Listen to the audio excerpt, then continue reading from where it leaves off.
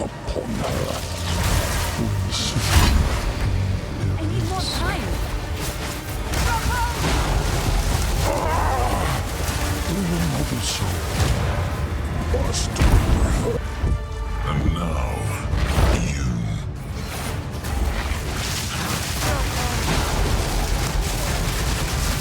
The enemy returns.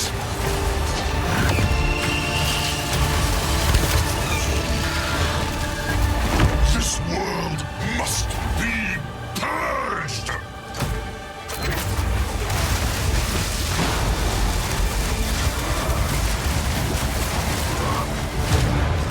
In my realm, you'll make violence.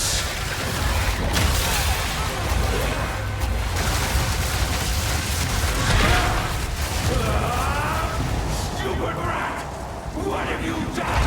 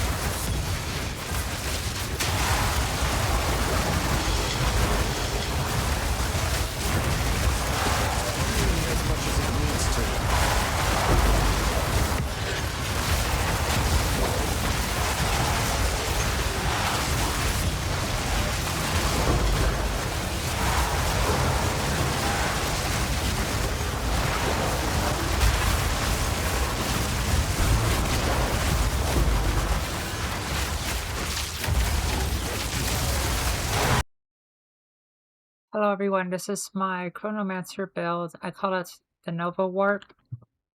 So how this build works is at the center of it, it is Adonia's Eagle. This is one of the strongest endgame caster weapons for the investment. The biggest reason is that it gives 120% more spell damage modifier, and that is an enormous modifier multiplier because you're not going to find any other one that offers that much raw damage without spending an absurd amount of currency into a crafted rare. So Adonia's Ego gives you a lot of power for a very low investment, but the damage isn't even the most interesting part. Adonia's Ego allows us to make all our spells apply Ignite, Shock, and Freeze regardless of what element that it is from the Pinnacle of Power, which inflicts energy, which allows us to trigger more spells with cast on elemental ailment and invocation. So this creates a perpetual feedback loop where our skills are constantly feeding into one another, making the build incredibly smooth during mapping and boss fights. So the build revolves around these two passive nodes. It is called Arcane Remnants and Vigorous Remnants. These passives restore 3% of our max mana and 3% of our max life every time we pick up a remnant. And that recovery is the reason for our sustain and our defense.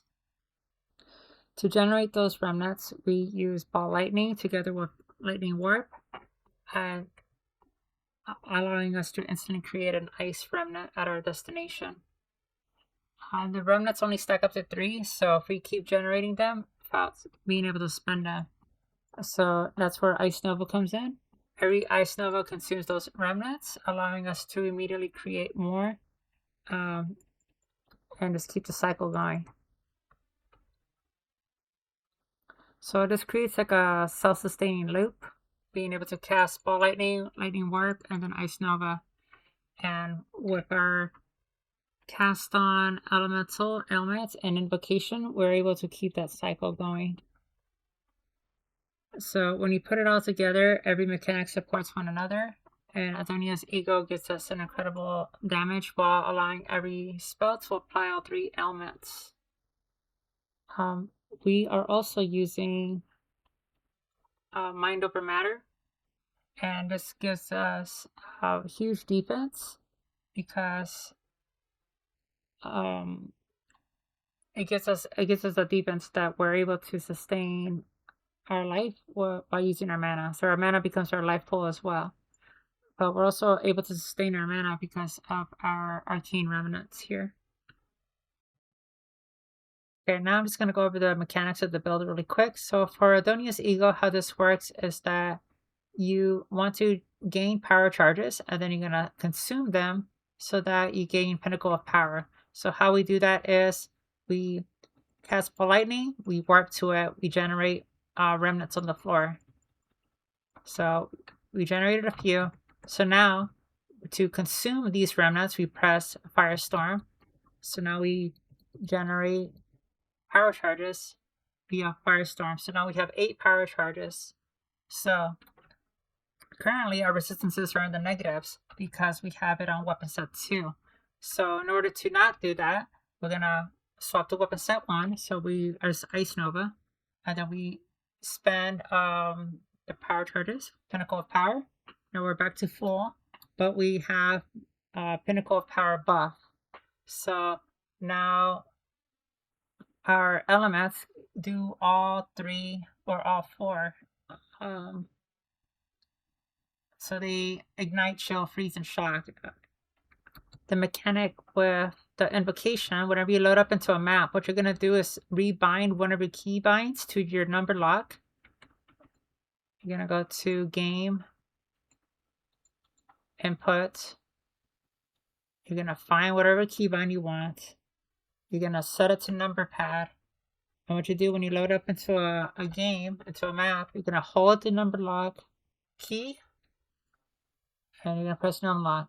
And you do that twice, and then your invocation spells will automatically trigger as soon as it's full energy. So you will always be casting Ball Lightning, Ice Nova.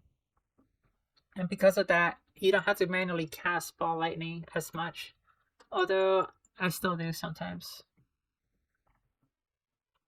How this build plays versus bosses, you just press Ice Nova and you generate so much energy that it casts all these spells all at once.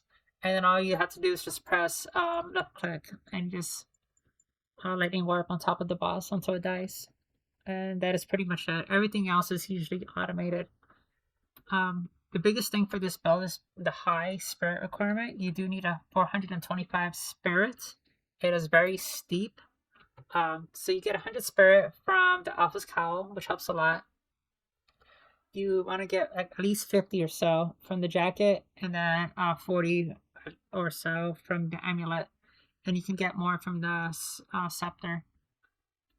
If you can't afford the scepter with this amount of spirit, what you could do is just use any other scepter with mana and increased spirit until you're able to afford Sacred Flame.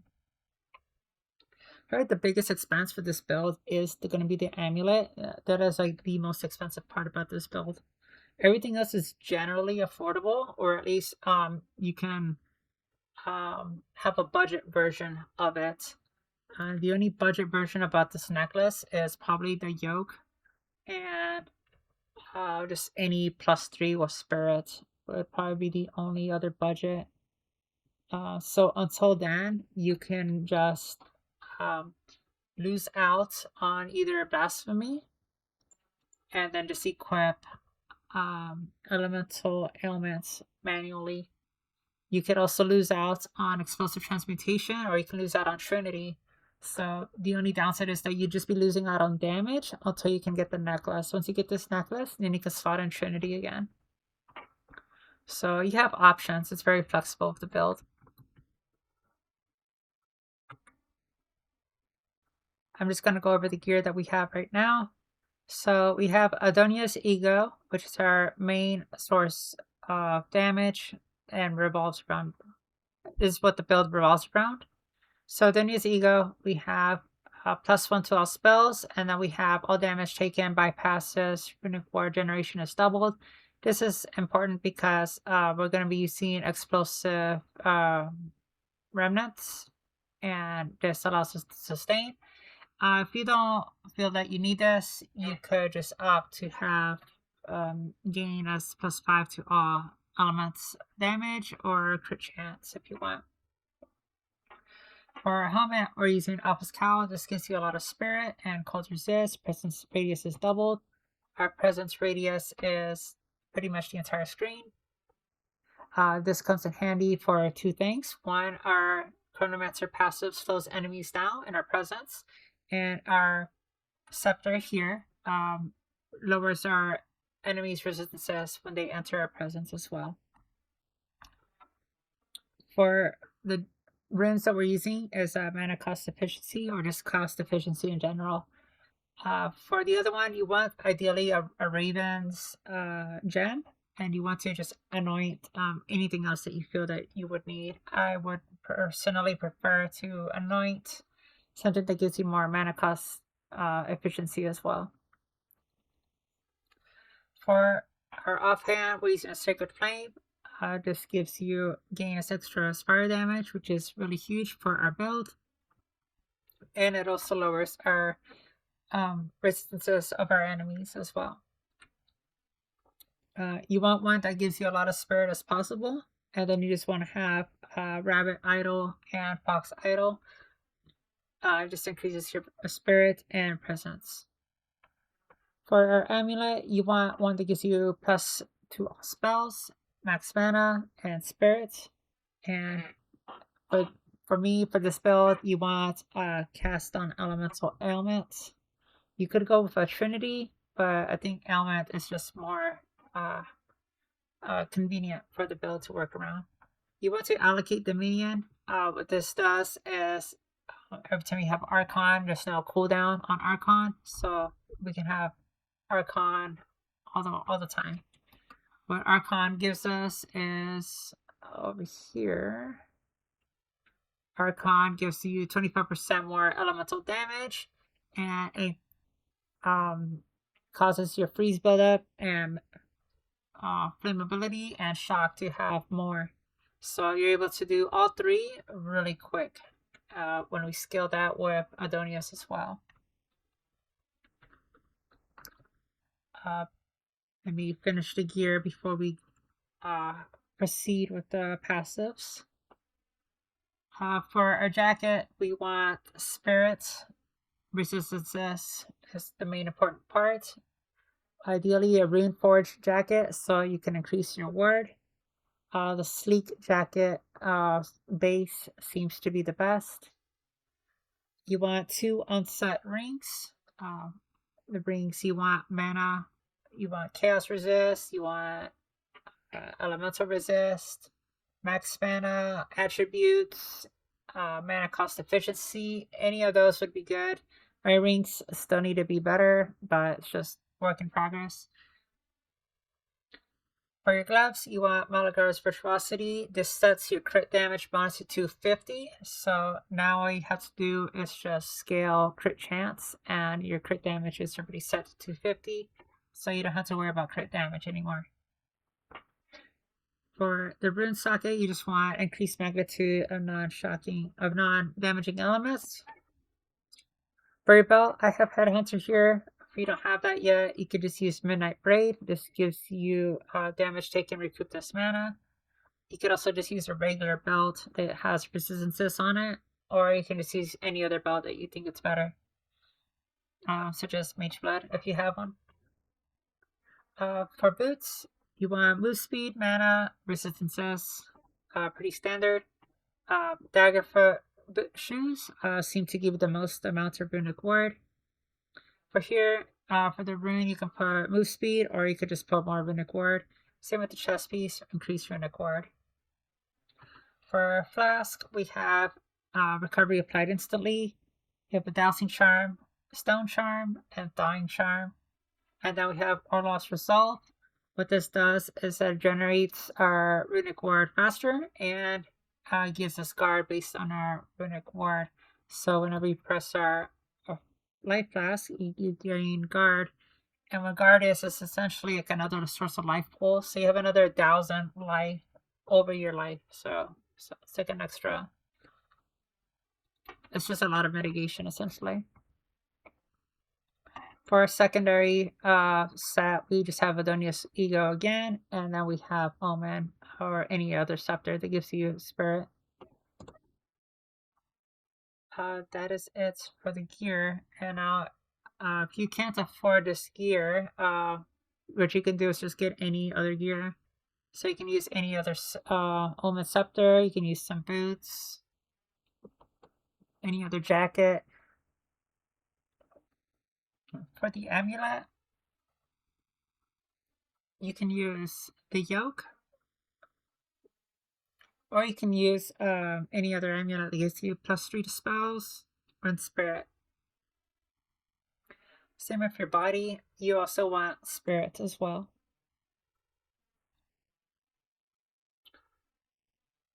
And then you just want unset rings. And that is it for the gear. And here's the gems that I'm using for this build. For Inevitable Agony, where we're going to fight pinnacle bosses, you can swap to this. Have Spell Cascade, Magnified Area, Rapid Casting, Mobility.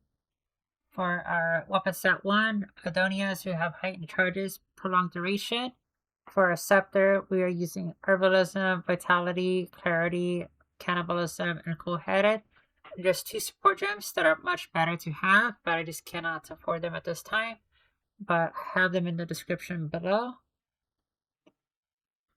Down here, we have Cast an Elemental Ailment. This is from our necklace. So you have Comet, Zenith, Efficiency, Cascade, and Pinpoint Critical.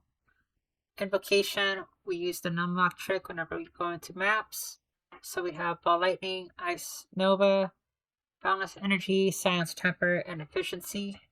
It has to be in this order, by the way. So that way you can cast Ball Lightning first, and then I'll cast Nova after. Ice Nova, we have Considered Casting, Deliberation, Zenith, Pinpoint Critical, and Ice Bite. So the purpose of Ice Nova is just to generate a lot of energy up front. So whenever you're into a boss scene or you're just surrounded, you can just press Ice Nova and you'll just cast your trigger spells instantly. For Lightning Warp, we have Esha's Prowess. So this one's hit or miss. So it deals you either do the minimum or the maximum value. So you're either gonna hit hard or you're not gonna hit anything. So it's a gamble if you want to use this or not. Deliberation, Zenith, Pinpoint Critical, and Efficiency.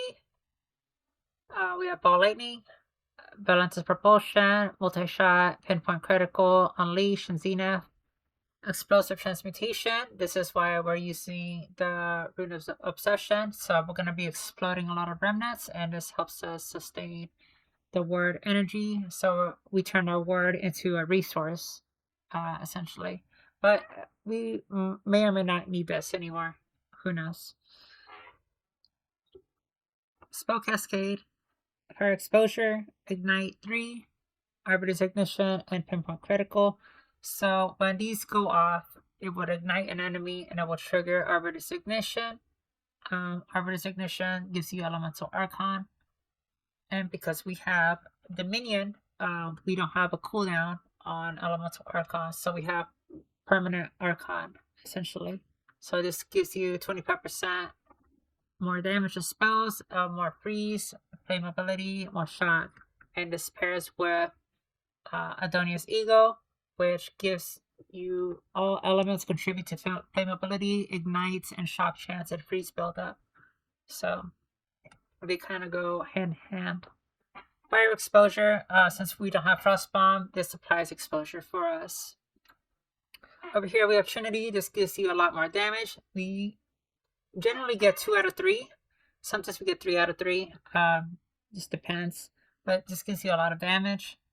Same with Elemental Complex. It doesn't matter what element it ends up on, because we are using Adonia's Ego, so we get all 3 regardless. Blasphemy, this gives us a lot of defense to Pearl Chains. Because we're also a Chronomancer, we have another 20% slow to our target. So currently it's at 51% plus 20%, so that's 71% slow. Not to mention the chill that we're doing. Whenever we press Ice Nova, we are able to have chilled ground as well. So enemies are very slow. They don't really touch us. We have Magnified Area, Ritualistic Curse, we have elemental weakness, and we have slow potency. Siphon elements, this gives you remnants for each of the elements, and because we're using Adonia, we're able to generate all 3 elements. Harmonic remnants, catalyst rejuvenation, remnant potency, cold mastery. Firestorm, the only purpose for this is just to generate or to spend our power charges. It's to generate our power charges and then we spend them so that we can trigger Pinnacle of Power.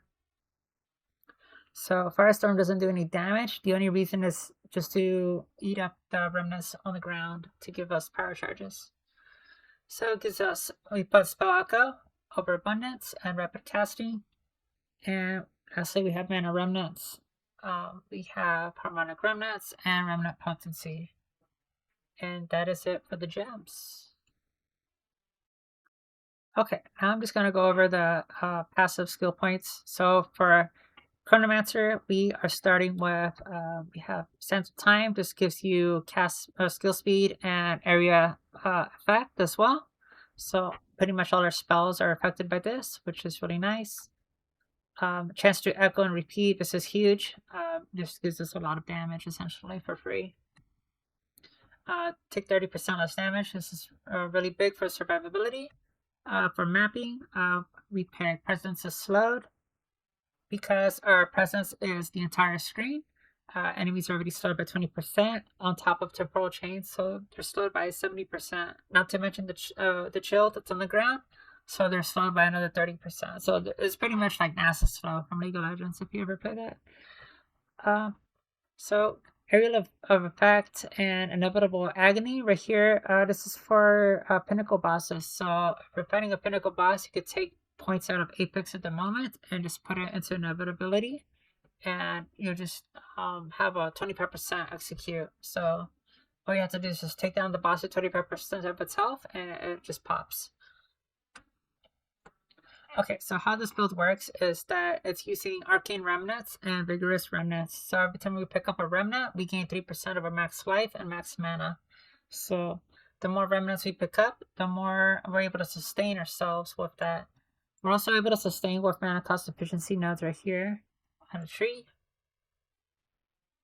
So you just want as much mana cost efficiency nodes in the tree.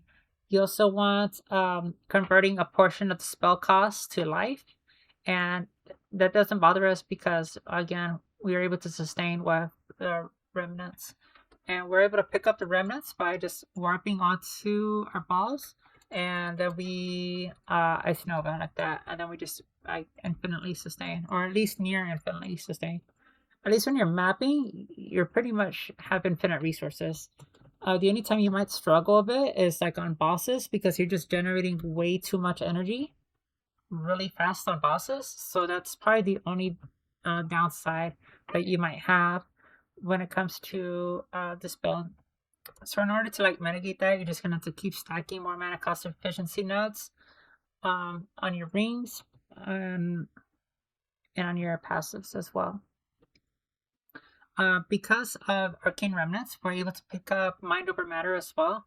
So our mana turns into a life pool as well. So now we have, in addition to our life and into our guard, because we're going to return a ward into our guard with our mana life flask right here. Right here. So we have a pretty big life pool. So what else do we have here? So you just want to allocate the secondary nodes to power charge. So infusion of power right here, and over here down. So you just want as much power charges as possible for your offhand. And you want to allocate it only to the offhand. That's very important. You also want to pick up this node over here. This turns your remnants into a different element. So whenever we warp into our ball lightnings, we generate ice infusions instead of lightning infusions. There is probably another alternative to this. So instead of Ice Nova, you could use Arc and you just keep it regular. But that is probably like a different setup that I would have to experiment with. What else we have here?